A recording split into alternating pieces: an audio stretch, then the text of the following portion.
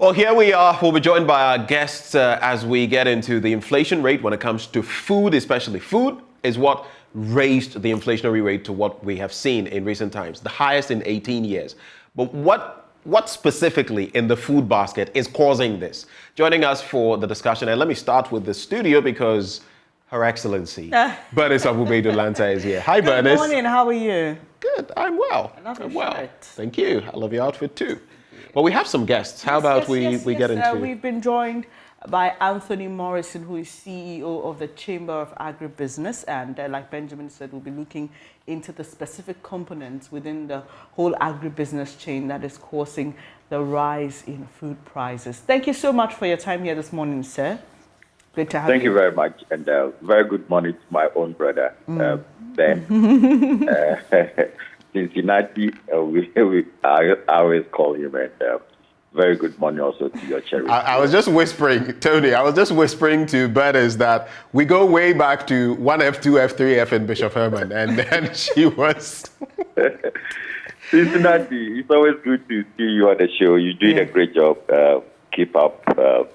You're changing the media landscape for us, and we always enjoy watching you. Okie doke. All right, let's move away from me and talk about the real issues. So, Bernice, we have quite a bit to talk about. Food prices escalating. Yeah. What is causing that? Yeah, so before we get into the specifics, I'd just like to take his thoughts on this issue of whether what we are seeing are realistic figures of the inflation. You know, there are those who say, and yesterday you spoke to Professor Lord Mensah, who argues that the inflation figures could actually be higher than what is being put out there. He was saying that what he feels when he goes out there to buy stuff, I mean, it would be around 60%. Yeah. And I found that a bit rather curious. Yeah. Because he's saying that from the standpoint of an economist, what I feel, the temperature, when I go out there and fill my tank, my car tank and all of that, I'm feeling like 60%. And he feels the 23.6% is not even an accurate picture. Yeah. So let me start off on that note, Mr. Morrison. What is your reaction, if I may say, to this whole debate about whether the inflation rates or inflation rate figures put out is a reflection of what's on the ground? Thank you very much. Yes, first of all, I would like to start with the fact that as a country, our economic fundamentals are very wrong. For instance, when the Economic Intelligence Unit came up last year to talk about our food security index, when they did the global food security index, and Ghana was downgraded by almost 26 places, and they enumerated three key areas: government commitment to its own policy alignment, and also failure to go with the Malabo and the Maputo declaration that requires government to have an incremental 3% to 10% of our annual budgetary allocation for agriculture. Over the past 12 years, no government have actually put in more than 1% of our annual budget into agriculture. Meanwhile, population have grown by more than 6 million. And we're still paying just a little attention to food security in the country. So for me, it boils down to our economic fundamentals. How is the economy positioned? How is the economy structured? The rural economy and that sector that used to produce a lot for us has broken down. So we do not have a lot to count on when it comes to the rural economy. It's totally in shambles because the money is not even getting to them to be able to do any better food production. So if you look at what the World Food Program, FAO, has put together in as a result of the FAO Food Price Index, in March, we were around 13%. Then, at that time, that was the fastest record, okay? Then it eased slightly in April because government brought the forex interventions, put a lot of dollars into the system, and to make sure that the dollar and the euro stop climbing up. Then after a month, we are beginning to see 26.6%, the fastest in record in the past probably 18 to 20 years. So the data we have here is scary. I'm just taking a look at the United States Department for Agriculture and the data they have on the 4 top food priorities for Ghana. And it's scary: rice, wheat, soya, and maize. And it's as if every segment of this will be affected. Our production will be lowered by 20%. Our importation will increase by 23%.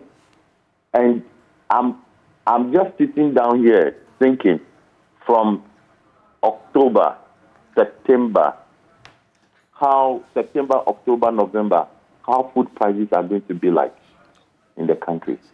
And this is a matter of huge concern for me, because things of food prices is a national security issue. Okay. I just wanted to chip in, Tony. This bit you say about rural production, okay, rural agriculture. I do not know. You seem to paint a picture as though it were in shambles, but we have planting for food and jobs. Is that not having an impact on rural production? Well, we have a farming population of roughly 4 million, according to the last agriculture census, some 4 years ago. Okay, and we have an agriculture farming population, as in the agriculture household, of about 12 million. All these are found in the rural areas. Okay, now PFJ, that's only attracted support for 1 million people, and even that, we had a lot of challenges in the implementation, and also we could not protect what we produce. The ministry doesn't have data to support any of their claims. Even claims from well-researched data from private sector are being disputed. Their own claims, as in data they have computerized, they disclaim their own data. So for now, we have cautioned the ministry since last year to start mopping up food on the market, mopping up food from the various agriculture and the farming zones, so that we can have enough storage. As we speak now, if you go to the buffer stock, there is nothing in there.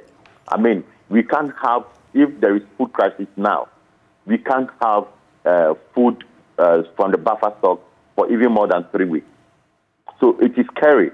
PFJ... Just to reiterate, what did you just say, Tony? Are you saying that we cannot have food in our buffer stock for even 3 weeks? Is that what you're saying? Yes, of course, because the little we have been expanded on the free SHS. Government is owing the suppliers of food to the SHS. Buffer stock is also in arrest to those who have supplied them. And there are challenges across board. Okay, so we are not seeing that commitment of government that says that, look, we are in to produce and ease the food security of this country. We are not seeing it. And you see, we have a situation where we import 90% of all seeds we use for vegetable production in the country. We have a situation where we spend more than 60% in importation of rice and maize seed into the country. So we do not even control our agriculture. It's like you are producing a car, meanwhile you import the engine, so you don't have control. The engine is the main crux of every automobile. So in the agriculture sector, it's the seed that is the engine of what we do. And if you do not have control of the seeds you produce, then obviously you can't control anything. We have seen prices of glyphosate that used to be 15 to 18 cedis skyrocketing to now 52 cedis.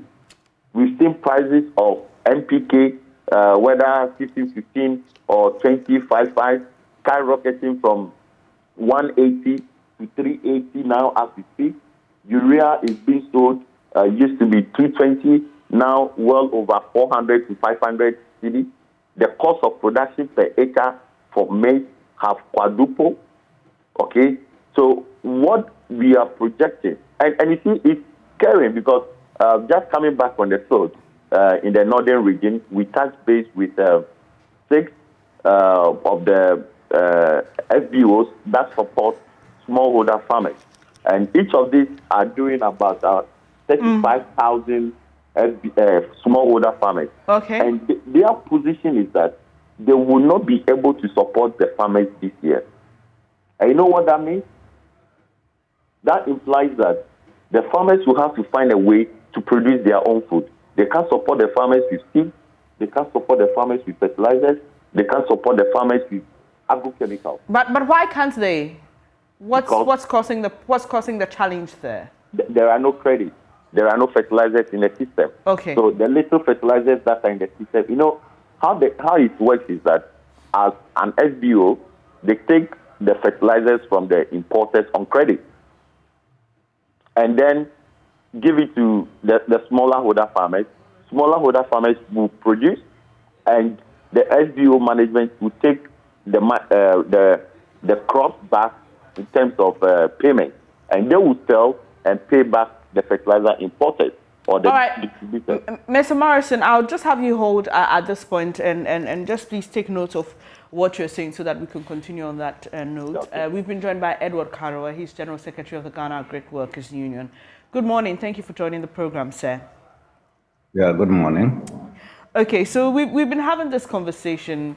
I mean, the fertilizers, shortage of fertilizers, and how it affects and impacts the end product which we consume on the market.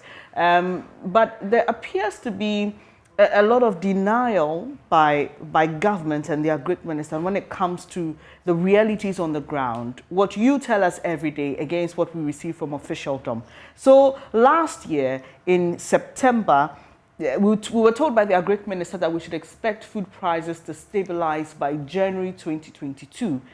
And later in November, he said their statistics didn't show an increment in food prices against what the media was reporting. So here we are today, and we see that consumer inflation record has been pushed largely by the prices of food on the market. For you, what is the reality on the ground, and are we likely to see the trend change? Because government over time appears to tell us is working on it, doing something about it. Are we likely to see any change based on what you see on the ground? Yeah, let me say good morning to you there, and then my good friend Morrison, and all those who are watching us and listening to us. Well, I don't expect anything different. I rather expect the worst to happen at the end of this year and in 2023.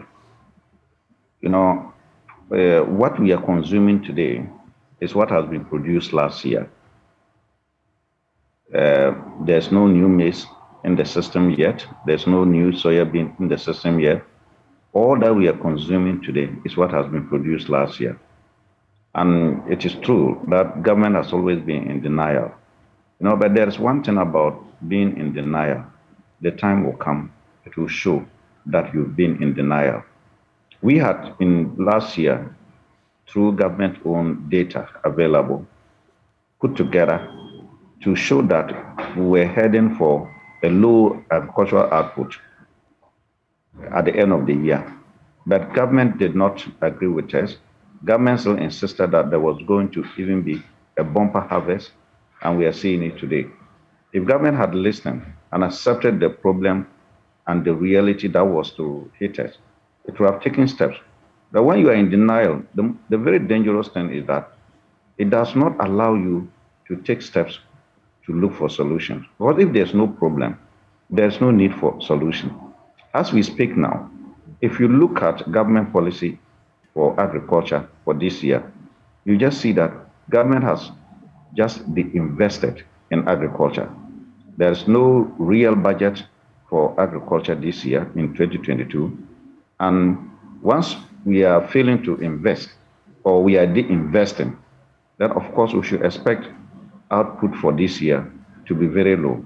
And then the consequences for us in 2023 will be dire than it is today. We've been told about the impact of the Russia-Ukraine war, even on the agri sector. Do you buy into that explanation? Well, as of now, the impact of the Russian-Ukraine war begins to trickle in on agriculture too. It begins to trickle in.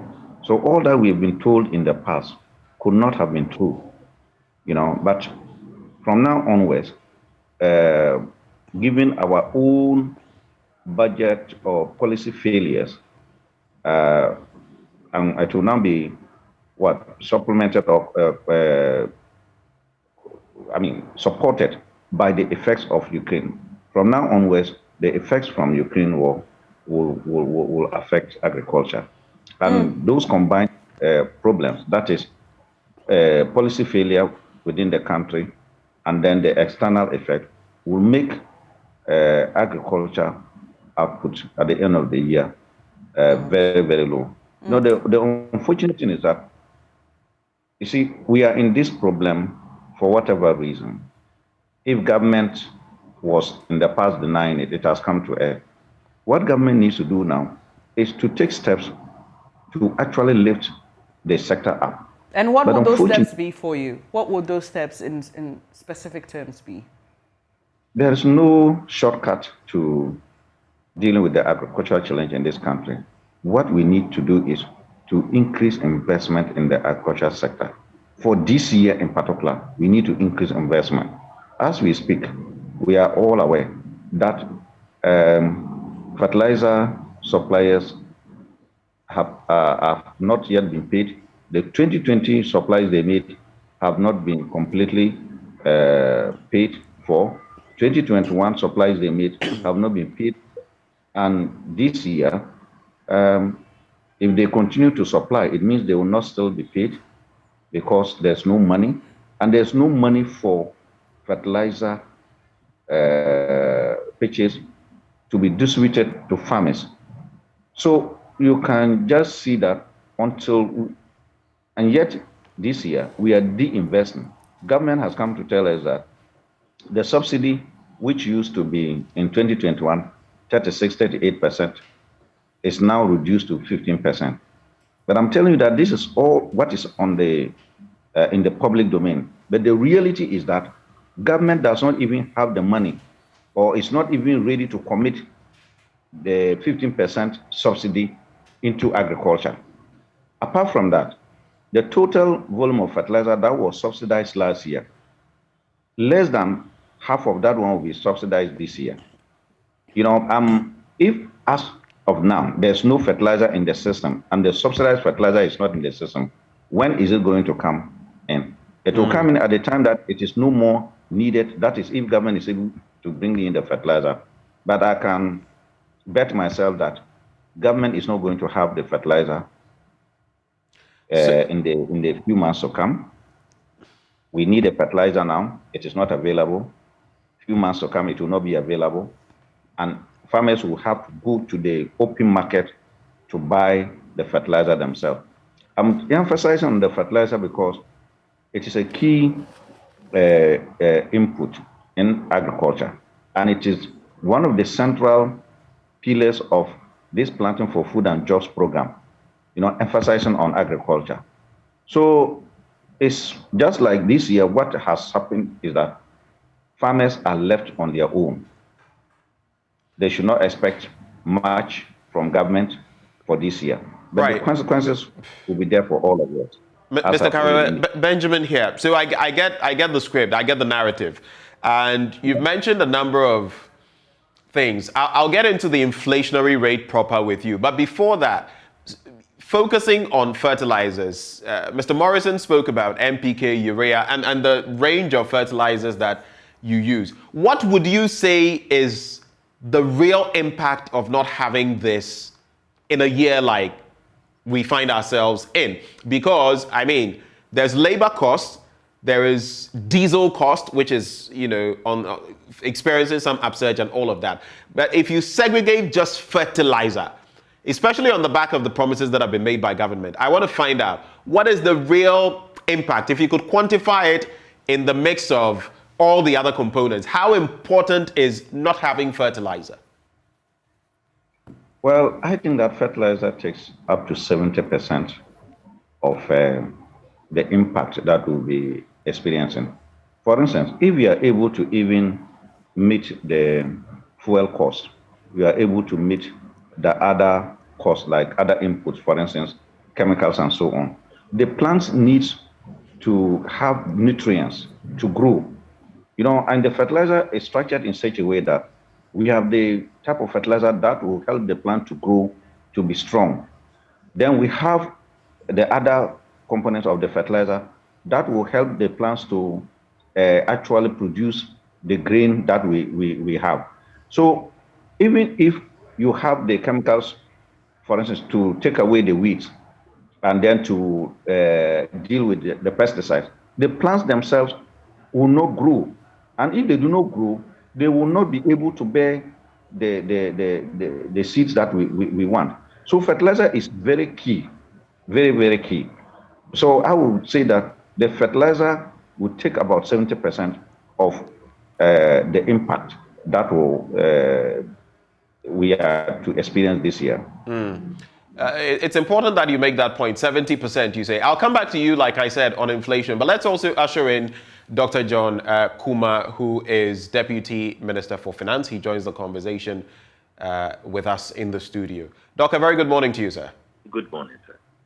Let's start off from where Mr. Karewe ended. He's talking about, yes, inflation, food production, but he's talking about components that are not available. I know you are not Agric Minister, but from where you sit, what do you know about this shortage of fertilizer and maybe plans to facilitate, the acquisition of same for farmers? Eventually, it will end up at your desk when it comes to money to fund that.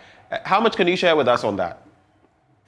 Thank you and good morning to your listeners. I don't really have the technical details of the fertilizer, except to say that, Ukraine has been about 50% source of fertilizer supply to Ghana, if you check our import mix. And so, yes, it's possible to have that deficit in the supply chain and its impact on our farm. I think the alternative is that we have to look at our internal arrangements and other sources to see how best we are able to bring in fertilizers, especially the organic fertilizers. I'm aware that the Ministry of Agric and various compost centers in Ghana and fertilizer producers are working together to be able to meet some of these fertilizer demands. That's how much I think I know.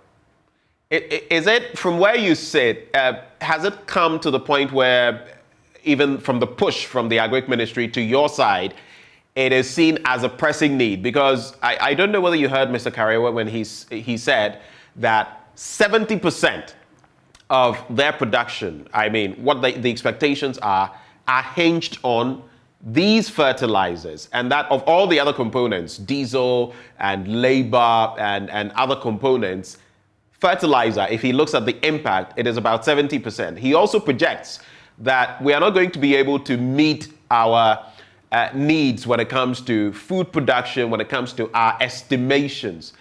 When you factor that into the fact that our food pricing is going up the way it is, 26.6% month on month from March to April, affecting the overall inflationary rate, then it seems to be quite a challenge. So is there that pressing need to work on this, to push the button before things get out of hand?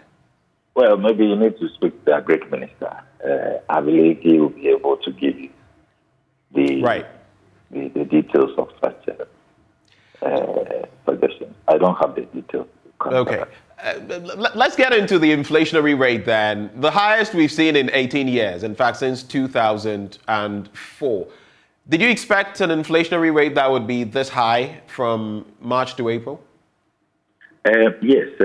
In fact, yesterday, a similar announcement came through that the U.S. is doing 8.5% and is the highest in 41 years.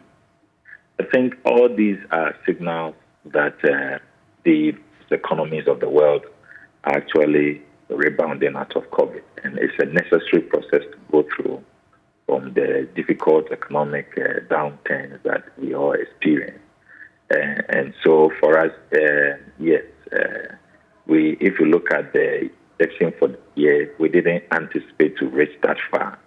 It was plus or minus 8%. We were hoping to stay over around 10%, or just above that. Unfortunately, it's gone as high as 23%. But we are not surprised because it's part of the rebounding process that almost every economy has to go through to get better. My colleague Bernice will be coming in shortly, but I just wanted to find out from you, on the back of, and you rightly say it, your projection at the start of the year was 6 to 10%. We're looking at an increment of 4.2% from 19.4 to now 23.6. But in my interaction yesterday with Professor Lord Mensah of the University of Ghana Business School, he said that when you look at the tangibles in our economy, and for him going out there purchasing, what he's feeling could be as high as 60%. So my question then to you is, when we have 295 components out of the 307 in the basket that the Ghana Statistical Service has used to come up with these figures affected, what are we looking at doing in terms of our finance ministry and our economic infrastructure to change the script? Are we looking at bringing the figures down? Is that our expectation? Obviously, if you listen, I'm sure next week also we're going to have the Bank of Ghana monetary policy meeting and announcement, and obviously Bank of Ghana will respond to it. Of course, you need to weigh also the variables that have brought this high inflation at this time. Some of the variables could also be due to imported inflation issues. Looking at what is happening globally, Ghana being part of the global system, doing a lot of importation and exportation. So we need to know how much of this high inflation has been imported inflation. How much of it is as a result of the domestic basket, as we are talking about food, fuel, transportation, and all those things. I believe all this will guide the Bank of Ghana to respond in the next meeting. And of course, at the fiscal level, the Ministry of Finance is obviously also going to put in place measures that will seek to bring down the inflationary measures and also engage the Ministry of Agri to see how best we can respond to the food issues and bring down prices as quickly as possible. So, Mr. Kumar, this is Bernice here. Yes, Mr. Karowe raised concerns about the reduction in budgetary allocation for the Agric Ministry. Considering all that we were going through last year with regards to food prices, issues with drought, one would have expected that there will be more investment in the sector to, deal with some of these shocks that the farmers and the whole sector is facing. Do you mind sharing with us why the budgetary allocation for the sector was revised or reduced? Yes, I think over the years we saw that there was consistent increment in the budgetary expenditure. So let me say consistent deficit in the over expenditure of the Ministry of Agriculture, especially when it came to the issue of fertilizers. And every year, assuming you allocated 100, let's say 1 billion cedis for fertilizers, you ended up spending 2 or 3 billion cedis on fertilizers. So that was unsustainable. So it became an issue that we have to stay within the budget and the available resources to be able to address the concern that the fiscal impact that usually the overrunning of budgetary commitment bring on the budget and the fiscal targets indicators. So I think it's one of the reasons why this time around the ministry engaged Ministry of Agriculture to stay within its budgetary allocation and not to overrun the target as has been stated in the budget. And it's not only Ministry of Agriculture. We all know 2022 has been a very difficult year. We are even seeking to do about up to 30% budget expenditure cuts in various expenditures. So it's not only Ministry of Agriculture that suffered cuts in the budgetary allocation compared to previous expenditures, but it's also with all the other sectors, and the available fiscal space did not, allow us to do more than what we were able to do. Mr. Kumar, I'll just request that if you can just speak up a little for us. It's a bit of struggle hearing you. Okay. Yes, but Sure. once you are here, let me just take your quick thoughts on some other issues we've been discussing throughout the week. We'll come back to the agri conversation with our other guests. The e-levy has been topical. I mean, everybody's talking about the e-levy. And right here in our studio, we had a member of the technical committee, and he shared a lot with us. You realized from our callers that a lot of people didn't really understand what the e-levy is about, what transactions are affected by the e-levy and those that aren't. So the question many people posed was, why couldn't we hold on, especially because we are learning that on the 1st of July, we'll have a better platform, an integrated platform, which will allow for more communication between the telcos and the banks so that all the deductions that are being made for transactions that are not supposed to be deducted won't happen. So why couldn't we wait till then? Till the education was done properly and we had a fairly stable system to run the e-levy? Yes, Beatrice, thank you. Bernice. Please, can I go on? Yes, please, you can. Yes, thank you. E-levy education, I think we have been consistent with a lot of education on e-levy. Obviously, I don't think we can have enough of education. There have been public lectures, town hall meeting engagements, one TV or radio station after another. Everybody has been engaging the public on e-levy. And I think there was no way we're going to have enough of the education. On the issue of why not wait, yes, if you have a good system to which you can roll out and test for July, you don't have to wait for a better one or the best one before you do it, because either way, you still have to test run it. So let's even assume that from the May to July, it's just a good system, but we could have a better one. You are okay to do with a good system and deal with the challenges that come with it until you are able to get to the July where you have a common platform and all the telcos and charging entities are properly integrated on it, and then you are able to know in real time how the system is running. It can only get better, but I don't think you wait for better system because whilst you have a good one, and say that you are looking to perfect it. You are not going to have a perfect situation in any timing of implementation. And finally, we accept these challenges that have come, the complaint of charges that are not supposed, or exempted charges that are still being charged.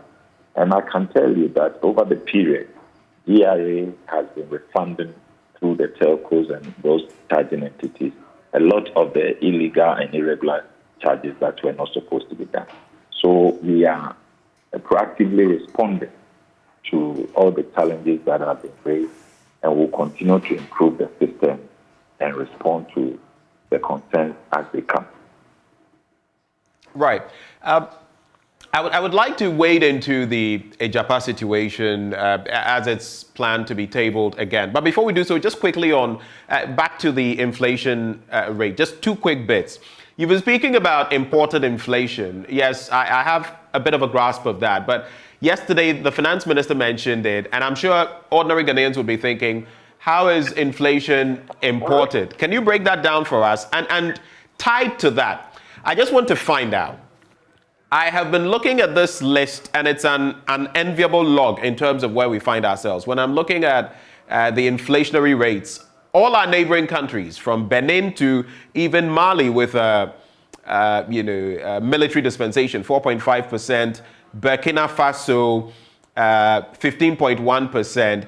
We find ourselves in a league where we are in with Sudan, Zimbabwe, and the likes. We are the 5th highest inflation, hit country on the continent. What are your quick reactions to these? Okay, so let me start with imported inflation.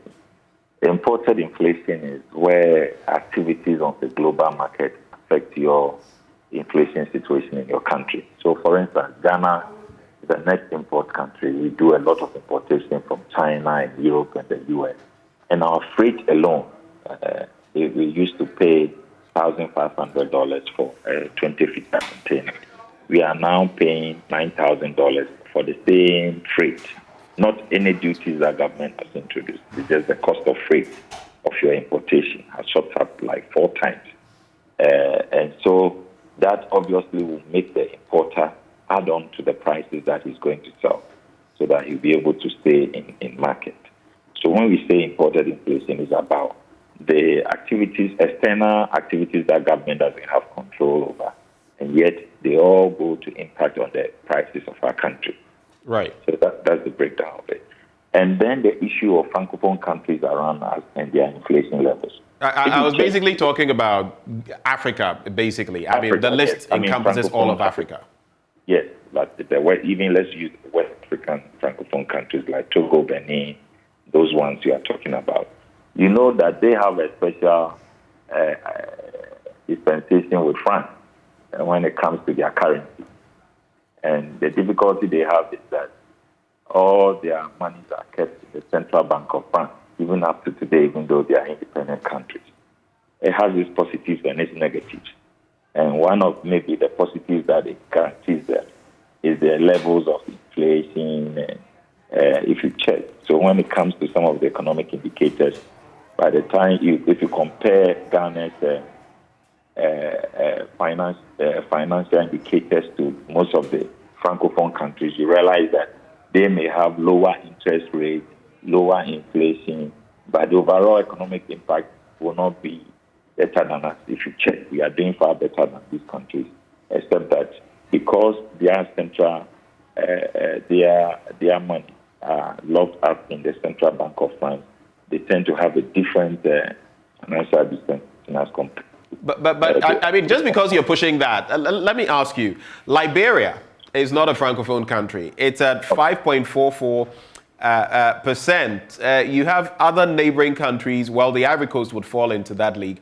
But there are so many other, Anglophone countries as well within our sub-region that are still not where we are.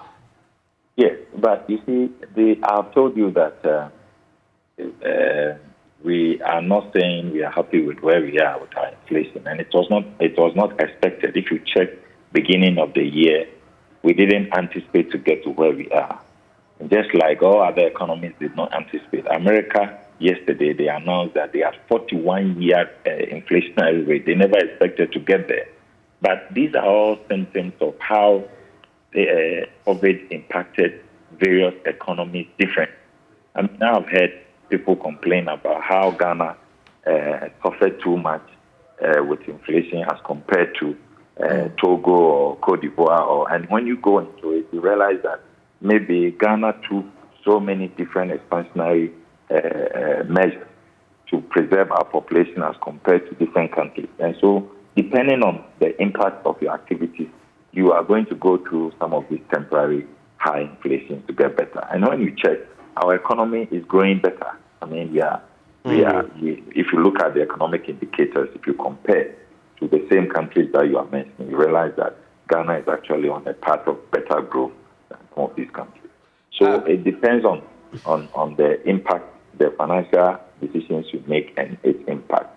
And the assurance is that these are temporary weights we shall overcome and bring back the country to economic stability. It's good you say we shall overcome. At this point, a lot of people just want to remain hopeful, but We've spoken to some people who believe that it will get worse before it gets better. Is that what Yes. is that what you're picking also?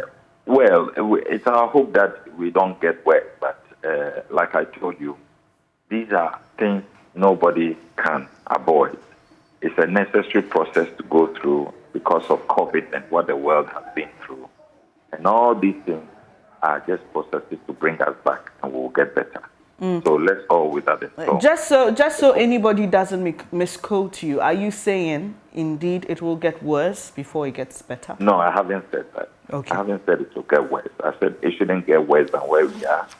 And even where we are, we didn't anticipate to get here. So it shouldn't get worse than that. Dr. Kumar, I did hear you say that you were hoping it wouldn't get worse before it gets better. I mean, are we hinging our economic aspirations on hope? No, we have our economic programs which we outlined right from the beginning of the year.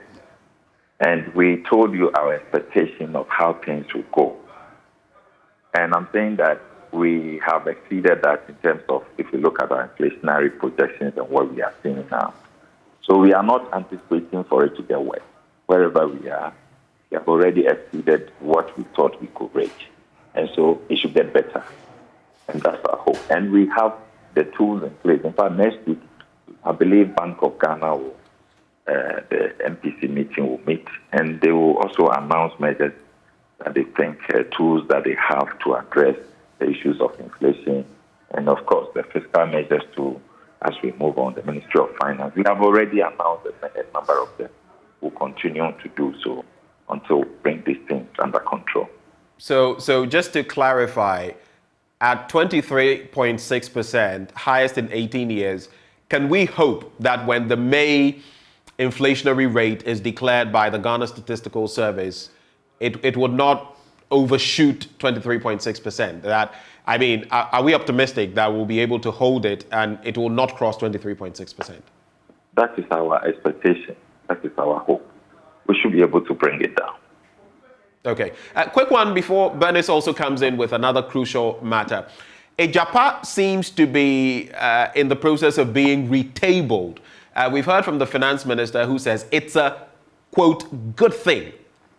But what exactly is resulting in this renewed vigor or renewed proposal of Ejapa? Because as I recall, Parliament, as far as the minority is concerned, they said a complete no to it. There was a large group of civil society that said no to it. In recent times, when Ken Oforiatta, the finance minister, brought it up, we've heard Kofi Bento of Imani Africa also go back to it. He borders on saying it is even fraudulent. So I am asking, what exactly is the basis for retabling Ejapa? Well, so when somebody says Ejapa is fraudulent, what are the particulars of the fraud? Because nothing really has happened. It's just an idea that we can monetize our royalties, minerals, incomes, and our royalties to generate more income for the country. So what is fraudulent about that? You know, sometimes when people use words, they don't provide it. So if I may, and my apologies for interjecting, he calls it grand robbery, being cooked to be imposed on Ghanaians by government, and he says every bandit will be arrested. Yes, I mean, it's easy to choose words and put them out there. What are the details of it? So who is robbing who? The fact that the finance minister says that we have gold since independence, we have gold and mineral resources which we have underutilized, and that there's opportunity to scale up the benefits from our gold, which we are primarily only getting from the raw gold that we have from it too. We could do the securitization aspect. We can do the stock exchange market, the other side of gold transactions in the world, where people who have not even seen gold are making millions and billions out of it. And as a country, we can also enter that market and seek to take advantage. Is that a fraud and robbery? So if people have concerns on how it's being done, we can engage, but let's engage in a discussion that opens everybody up to understanding and not shroud things in a language that brings everybody to level of suspicion. When we do that, we don't help our country. So I want to know the particulars. What are the difficulties? Yes, people may not understand, so they want more education on what do we mean? What can we do to escalate our benefits on our royalties and income from gold? What are you proposing, and how do we seek to achieve that? These are genuine concerns to raise, but to start calling names of robbery and fraud without basis, and every bandit, so who is the bandit here? The name calling will not help anybody in this discussion. So I think we should be fair, we should be honest and truthful to our own conscience, and understand that Ghana is not for me, it's not for you, it's for us. How can we make it better? It's only an opportunity for us to capitalize on what we can do better for our country. And I think if we can do and situate the discussion in the context of objective discussion, Ghana can stand to gain from the EJAPA deal. And I pray that, I hope that everybody commenting on it should do so with the objective of helping the nation be the beneficiary, not any individual or groups. Dr. Kumar, we'll quickly wrap up with you. I must say that we still have Mr. Karewe and Anthony Morrison to wrap up the agri conversation. But let me just wrap this up. Later in the show, we'll be having a discussion with the National Labour Commission. Some labour unions are saying, look, you need to determine our salaries or, match our salary increase to the inflation rate. Is that possible?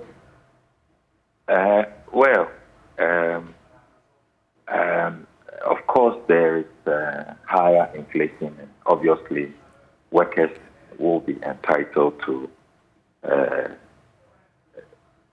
some review of their basic salaries, and I believe that government is ready for that engagement. As for the demand on, using the inflationary rate and all that, it's part of negotiation. People start from different levels. Eventually, the reality of what is possible or what is available will be brought to bear in the deeper levels of discussion. And I believe, as we have always done it, we will definitely reach a consensus that brings assurance to our workers. But at this point, also make it possible for government to pay. At this point, is government in a position to do that? I mean, oh yes, we are ready to engage. Okay. As for whether we will arrive at A or B, it will come as a result of the committees who will engage. So let us not go ahead of what should be done. The people's expectations are allowed. I mean, you can put out your expectations. It doesn't mean that is what the committee is going to do, because you know that all this should be benchmarked on what is available, the resources available. And that's exactly what will happen eventually. CLOGSAC members have called off their strike. We were told by your colleague deputy that the neutrality allowance is off the table. How were you able to convince CLOGSAC to hold on to that particular request? Yes, and let me thank the leadership of CLOGSAC and government and all the people who are the stakeholders who have been involved in this negotiation. It's been very challenging for them.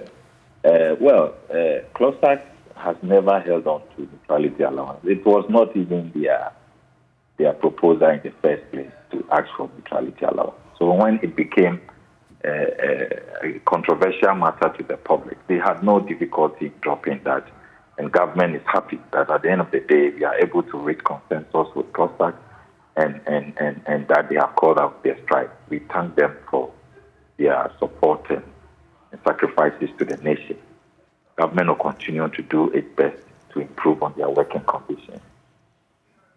Dr. Kumar, just a quick one. I wouldn't have come in again, but now that we're talking about neutrality allowance, the Ghana Registered Nurses and Midwives Association says it is going to be campaigning for emotional allowance, and that will be hitting your desk soon. Is that something that is feasible? Emotional allowance? Well, like I said, it's a democracy. Everybody is entitled to their hopes and expectations. It is in the end what you are able to justify and what the resources allow is what will happen. Let's not gag people on what they think they can do or cannot do. Finally, Dr. Kumar, Ghana is going to host the African Development Bank's annual general meeting. What's in it for us?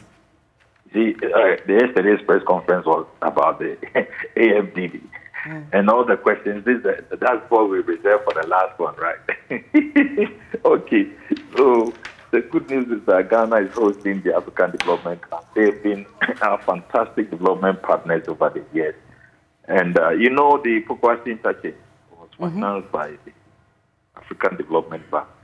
And we believe that if we are able to position the African Development Bank better, their terms of engagement and understanding of the African problem is far better than some of these multilateral financing agencies that we go to, and they give us all kinds of conditionalities which make it impossible to grow our economy.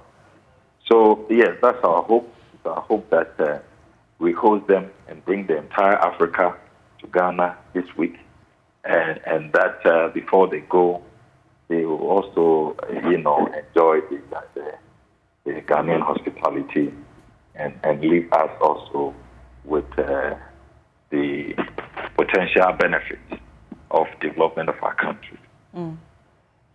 So, Dr. Kumar, I just want to top up. It's the first time we're hosting it. She asked about what's in it for us, but as it comes to us for this first time, what are we hoping to get out of it, even within this period? What are we hoping? What is the finance ministry and basically our economic platform? What are we hoping to get out of this opportunity now that it's come to us? Well, it's an opportunity for Ghana to showcase our principles of Ghana Beyond Aid and Africa Beyond Aid. And the idea, even right from our independence, when our first president believed that our individual economic strength will not be enough to compete in the future global economy. So we must have an African continent that stands together as one, that is able to put their resources together and support all the economies of the continent.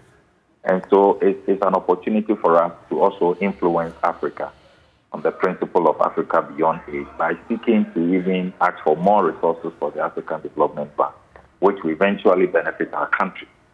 That we can also, in future, look up to the African Development Bank as a good source of potential opportunities for growth and for our economy. So we stand to gain a lot, not just by way of influence, but also our contribution to the continent and influencing the direction of this continent. Thank you for your time this morning, Dr. John Kumar, as Deputy Finance Minister. And we're talking about a range of topics that affect the country's economy and finances. Let's get back to our initial conversation on agric and how the food price component in the whole inflation mix is what pushed us up to 23.6%. I've still got Mr. Edward Carowe on the line. Thank you for holding on. I really appreciate that, sir. So you spoke about the fact that government had reduced budgetary allocation for the agric sector in a year that you would have expected that more would have been given, considering what we were going through at the time in 2021 and the forecast for 2022. Mr. Kumar gave us some reasons. Are you satisfied by that? Well, some of the reasons are just not tenable, and it has also been one of the reasons why we have been asking government to put in place certain policies, because there is a raining day. There's a day that things will not go on well in the international market. Now, given the explanation by the Honorable Minister that there's imported inflation, what it suggests to me is that Ghana's situation, inflationary situation, will get worse because we will continue to import, except that we are going to say for now onwards, we'll reduce our imports. And I'm not seeing that happening. So when the question was put as to whether things will get worse, he was not emphatic on that. But for some of us, the trajectory shows clearly that things will get worse. And also we are importing, and we import all the inflation into our country. So we are not seeing things. And again, what government is doing now should be the one that should give us hope. So when you even talk about hope, even though hope itself is not a conclusion, you need to have a very reasonable hope. And the reasonable hope will be informed by what you are doing now. And then from there, you can now say that all other things being equal, putting these things in place, things will get better, or we will arrive at this point. So we should have that hope. But it does not appear to me that we are putting those measures in place to have the hope that we are being asked to have. Mr. Caro, in times past, you've raised concerns about how government has executed its Planting for Food and Jobs program and other interventions in the agric sector. Would you say that if those interventions were successfully implemented and rolled out, the story will be better today, despite all the shocks, both internally and externally? Well, we have always maintained that it's not enough to look at the intention of a policy or a program. But what is most important is the outcomes of those of the policy or the program. So whereas government was happy to say that we have a policy that has got good intentions, we say no, let's look at what we are doing on the ground. The Planting for Food and Jobs program itself is a good one, but the implementation was poorly executed. Poorly executed. One, they started by increasing the farmer population every year.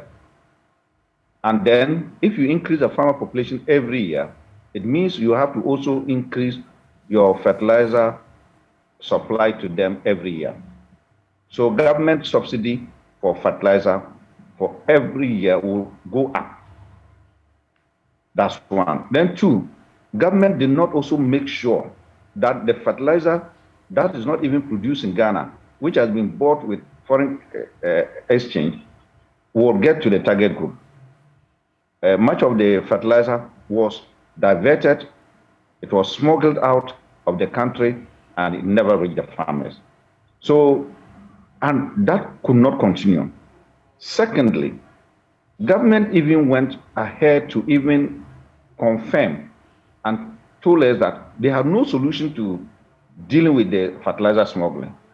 How did they say that? They said even fertilizer is now being smuggled by donkeys without the support of human beings to smuggle it outside.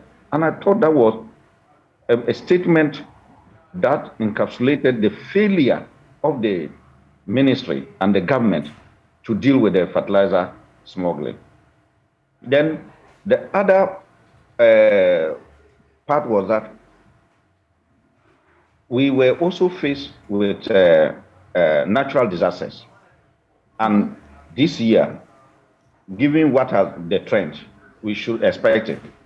The Bagri Dam in the Burkina Faso, which they always spill every year, we know that they will spill the Bagri Dam. We had never found a solution to it. And each year they will spill it, and then it will come and destroy our farms and sweep away even livestock and so on, and human beings.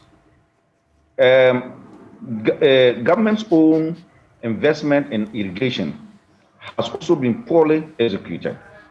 The One Village, One Dam program has been a total failure. I want government to point to a particular dam, 1 dam, 2 dams, 10 dams, 20 dams that they have constructed under this, which are carrying water today. you know, and yet money was spent on it. So it was a failure. The other irrigation part has to do with the Orugo Dam, which is a very big dam. But the information we are getting today is that even the contractors are packing out of the area. Work is not ongoing. Nothing is happening. There's no money to continue with the project. So the 15 months that they even gave that for the completion of the dam will not be done because there are already challenges, even at the initial stages of the construction of the dam. So you see, all these things put together, the planting for food and jobs is a total failure. You look at tomatoes. Tomato was one of those items that was considered under the Planting for Food and Jobs program.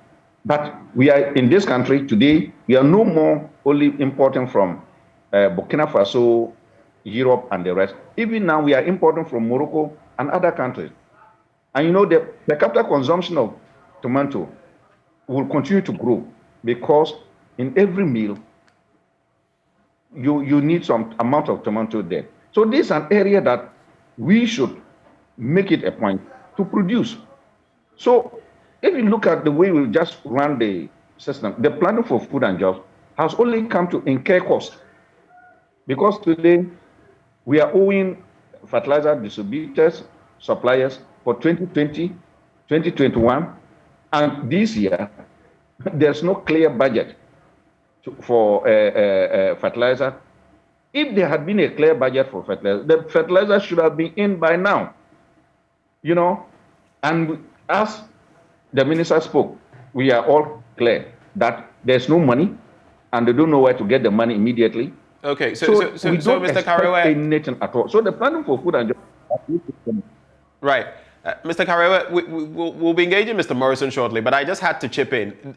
Did I just hear you say that Planting for Food and Jobs has just come to bring us cost, so to speak? I mean, on the one hand, you say it's a good policy. So what essentially are you saying? Two things here. Policy with good intentions. That's one. But policy that has been poorly executed and therefore leading to outcomes that are disastrous. This my description of the Plan for Food and Jobs program. So when I say it's a good policy, it's to say that the intentions are good. And intentions alone do not put food on the table of any person. Mr. Karewa, so let's put it into economic terms. Are you saying Planting for Food and Jobs has become a liability to us? Yes, it's a liability. Today, the state owes. And where is the food? It owes suppliers. And those suppliers, if they also tell you the economic implications for the government not being able to pay them, it's so huge. It's not only about the value of the loan, the indebtedness, but they too have suffered the benefit of that money for other purposes, and interest is accruing on it, and so on. So that is the cost aspect of it. The cost aspect of it, again, is that the fertilizer did not get to the farmers. The quantity of fertilizer that never got to the farmers has been a cost to this country. So a smuggler Arthur, who is making those costs for us to match it against the lack of food that we have today? Mr. Karewa, the use of the... Yes, let me bring in Anthony Morrison here. So Mr. Karewa paints a grim picture of the performance of the Planting for Food and Jobs program. He calls it a total failure and says it's a liability to us. What will your assessment of the Planting for Food and Jobs program be at this time? Well, thank you. I also very much agree with Mr. Karewa. I think right from the start, those of us that were involved, especially to try to modernize the implementation, were not given the opportunity to do exactly what should have been the best. And we have continuously told the government that the production policy of the PFJ was a wrong one. What they should have done was to opt for a market-oriented policy, which is informed by what the markets want, even though we do know the priority areas of government or as a country. What is done in the likes of Thailand, Vietnam, India, where we bring a lot of rice, where we import a lot of rice from, is that government puts out the data and says, look, this is what is available for this year. Those who are willing to buy rice now come and make payment. So government then invests the money into large-scale productivity and then get them the produce for these people. Then also the one that should be used locally. In our case, we are giving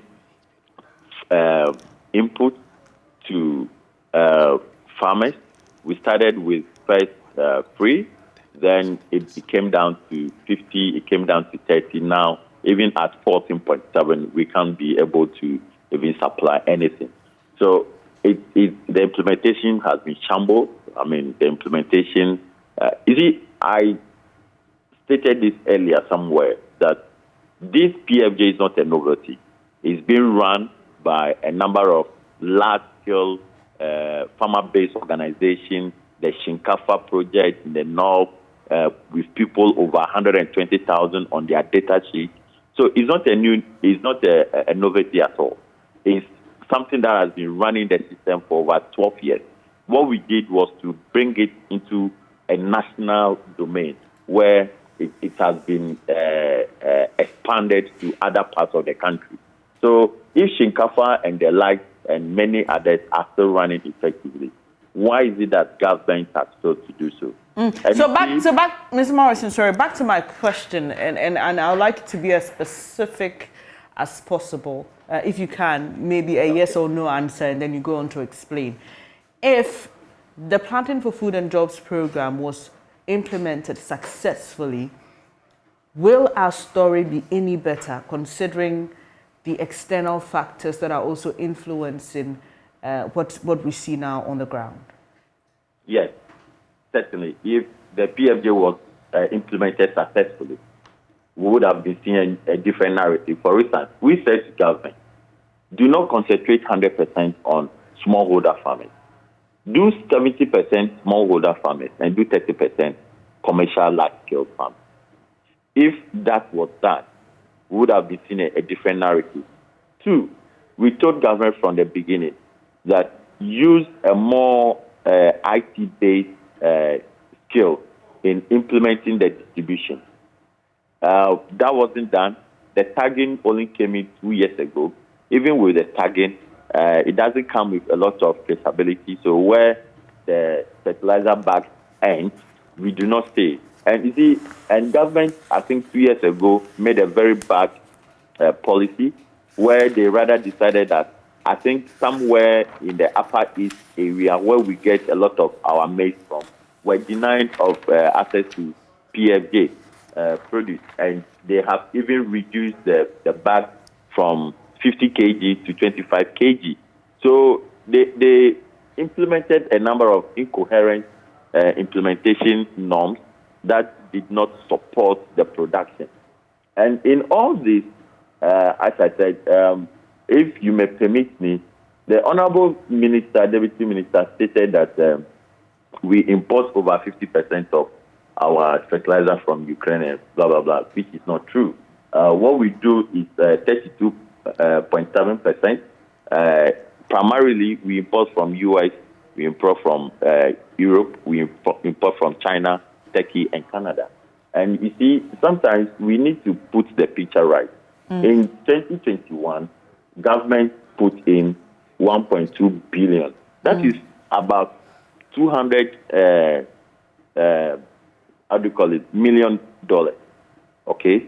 I mean, that's too less to an industry that is well over $15 billion. So Okay. Mr. Morrison, all these fertilizers we go to buy and import, it's all included in the cost component when you have to sell the product. Why is it difficult for us to produce fertilizer here in Ghana? Thank you. Over the years, we have push for a local content policy for the agriculture production. For instance, we have been pushing government to undertake a more stronger policy where we can roll out the organic sector. Now, as we speak, a lot of companies have approached the chamber, and we are doing a number of work with them. What we should have done to boost that local content production, for instance, for especially the organic sector, was to declare one district in each region as organic-free district. As we speak, what it takes for an organic farm to be done, you will need a number of parameters, okay? But if we can go ahead, I'll give you a scenario. India probably are the leader when it comes to organic production in the world. What they have done was to declare a whole region as organic-free region. And they produce organic products and export it directly to Europe and America. Okay? So if a government is able to provide the right economic or ecosystem policy, you see the private sector coming into it. But we do not have such a situation in Ghana. So the opportunity for the local material to be used in organic fertilizer production, organic herbicides and weedicides is limited because government is not entrenching or taking the initiative to develop that industry. And that is where we are today. Otherwise, we wouldn't be having that challenge of even thinking about the fertilizer implication as a result of the Ukraine-Russia war. Okay? Now, moving from that, I think that just as we rightly called on government in 2020 when the pandemic came, we said, look, as a country, we do not have any resilient system or fund for to protect the agriculture sector, especially on production. In 2018, we had a program with the World Food Program and also with FAO. We told them that, look, in West Africa, what we needed was to have an agriculture social intervention mechanism. And this intervention could come in different ways. As fast forward 2020, when the pandemic came, we did not support the industry. No resilience fund, no pandemic relief fund, nothing. You see, and that was where we started having the problem. If government had made available some intervention for that sector, at the time we had the problem. Because, for instance, a bag of 50 kg of maize at that time, 2020, was sold at 64 cedis. The pandemic came, it shot up by almost 20 cedis to 78. Then, of course, late part of last year, it shot up to 120, and now it's being sold at 180 and 200 for the same 50 kg. Okay, so you see that our agriculture economic fundamentals have been placed on a back footing. Nothing seems to be working in the industry. The poultry industry that employs about 60% of the value chain in the sector, over 400 poultry farms have collapsed.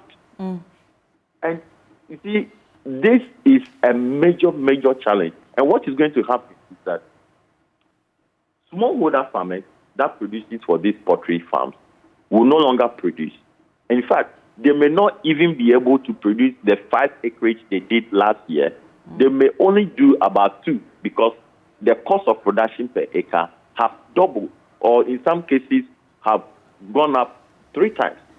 So they may produce only to feed themselves and reserve the rest and sell. Maybe the mother has to go to hospital, or they have to send a child to school, or they have to buy something for the house. So we in the city are going to have a brunt of these challenges. Food prices are going to go up tremendously. Okay. We appreciate your time here, gentlemen. Unfortunately, this is all time will allow us. Anthony Morrison, the CEO, Chamber of Agribusiness, and you heard earlier Edward Karawe, who is with the General Agric Workers Union, GAU. So, Benjamin, moving forward, I mean, there's also the talk about should inflationary rates reflect in public sector wages, for example. Yes. Is that something that can be done? I mean, if you even consider the 19.4 in March and now 23.6, is it something that is feasible? And again, how do we prevent? You were talking about clock sag.